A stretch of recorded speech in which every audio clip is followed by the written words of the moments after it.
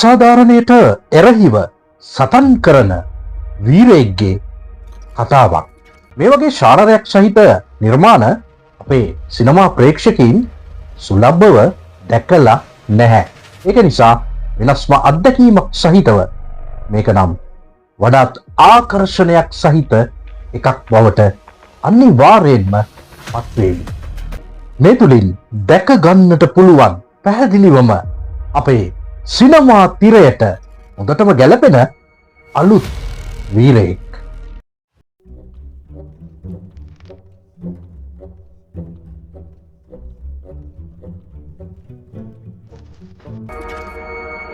සිනමා නිර්මාණයන්, ටෙලිනාට්‍ය, ඒ විතරක් නෙමේ වේදිකා නාට්‍ය නිර්මාණයන්, අනෙකුත් සියලු කලා මාධ්‍යයන්, එහි නියැලෙන නිර්මාණවේදීන්, ඒ වගේම රංගන ශිල්පීන් ශිල්පිනියන්, ගායක ගායිකාවන් වෙන්න පුළුවන්. මේ සියලු දෙනා පිළිබඳව අතිශය කෙටියෙන් සරලව කතා කරන, විචාරයන් ඉදිරිපත් කරන මගේ මේ YouTube නාලිකාව AT Reviews subscribe කරලා දැන්ම ඔබත් මෙහි ආදරණීය ග්‍රාහක ග්‍රාහිකාවන් බවට පත්වන්න. හොඳයි. 2025 අවුරුද්ද කියන්නේ කිසිම තර්කයක් නැහැ. අපේ සිනමා ප්‍රේක්ෂකයන් හොඳාකාරවම දන්නවා ඒ පිළිබඳව.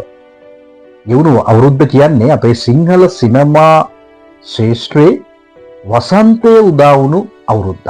විශ්වාස කරනවා ඒ දිගුවක් විදිහට මේ උදා වුණු 2026 අවුරුද්දේ ගමන් කරයි කියලා. අතිශය ශාදනීය ලෙස ප්‍රශස්තව. ඉතින් ඔන්න ජනවාරි 9 වන දින සිට අපේ රටේ සිනමා ශාලාවල තිරගත වීම ආරම්භ කළා තවත් විශේෂ සිංහල ෆිල්ම් එකක්. ඒ තමයි ශාන්ත ගීතදේව නිෂ්පාදනය කරපු චාමර කොඩිතුවක්කු තමයි තිරපිටපත් රචකයා. අධ්‍යක්ෂණය කළේ චමින්ද ජයසූරිය. ෆිල්ම් එක තමයි ෆාදර්. ඔන්න තවත් සුවිශේෂී වෙනස්ම ත්‍රිලර් ශානරයට අයත්, ක්‍රයිම් ත්‍රිලර් ශානරයට අයත් චිත්‍රපටයක් නැරඹීමේ අවකාශයේ උදා වෙන අපේ සිනමා ප්‍රේක්ෂකයින්ට. දැනටම අපිට පෙනෙන්නට තිබෙනවා සියලු සිනමා ශාලාවල මේ ටික දවසට හවුස් ෆුල්. ඒකෙන්ම පේනවනේ සිනමා ලෝලීන් තුල තියෙන මේ ෆිල්ම් එක කෙරෙහි තියෙන ආකර්ෂණීය බව, කැමැත්ත. ඉතින් මේක පට්ටම සුපිරි ක්‍රයිම් ත්‍රිලර් ශානරයේ ෆිල්ම් එකක් කියලා කියන්නට බෑ. නමුත් අපේ සිනමා ප්‍රේක්ෂකයින්ට මේ සුලභ අත්දැකීමක් නෙමෙයි මෙවැනි ශානරයේ චිත්‍රපට. ඒක නිසා වුන් නිරායසයෙන්ම ආකර්ෂණය වෙලා. ඒක හොඳ දෙයක් ඇත්තටම. සතුටුයි. ඉතින් කාස්ට් එක ගත්තොත් මේ ෆිල්ම් එකේ සෞම්‍ය ලියනගේ, පූජන දන්දෙනිය, දිල්හානි ඒකනායක, චාන්දනී සෙනවිරත්න, ජගත් මනුවරණ, සේවිය කනිෂ්ක, ශ්‍යාම් ප්‍රනාන්දු, අනුස්කි ප්‍රේමචන්ද්‍ර ඇගේ පළමු සිනමා රංගනයේ, තවත් බොහෝ දෙනෙක් රංගන දායකත්වය සාර්ථක ලෙස ලබා දීලා තියෙනවා. ඉතින් සත්‍ය සිදුවීම් ඇසුරෙන් නිර්මාණය කරපු චිත්‍රපටයක්. මේ ෆිල්ම් එකේ චාමර වීරසිංහ ඔන්න මම හිතන්නේ පළමු වරටද වෙන්න ඕනේ. ඒක වැරදි නම් නිවැරදි කරන්න.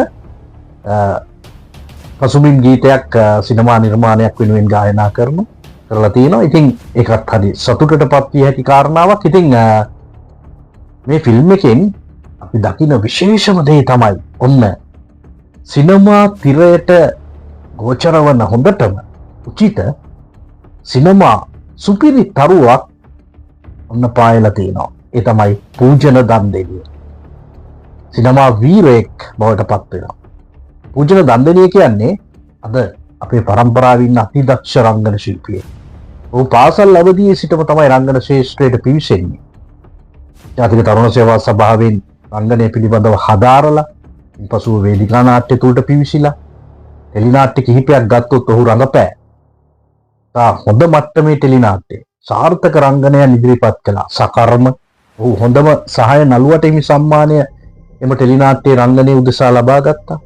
එතකොට තත්පරයක් දෙන්න, තව මීයා, මැස්සා, අඳුන්ගිර, සිටුවර පුවත, මේ වගේ ටෙලි නාට්‍ය කිහිපයකම වූ දක්ෂ රංගනයන් ඉදිරිපත් කළා. ඉතින් ආදරණීය කතාවක් සිනමාපටයෙන් සුළු චරිතයක් රඟපාලා තමයි සිනමා රංගනයට පිවිසුනේ.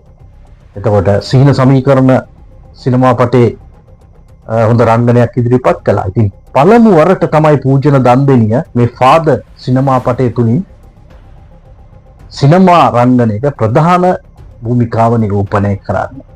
ඉතින් හරි සතුටුයි. නැවතත් කියන්නේ ඔන්න අපේ දේශීය සිංහල සිනමාවට උචිත සිනමා තිරයට හොඳටම ගැලපෙන සුපිරි තරුවක් මේ ෆාදර් ෆිල්ම් එක හරහා අපිට දකින්නට ලැබුණා. සතුටුයි. ඉතින් විනිශ්චය අවිනිශ්චිතය.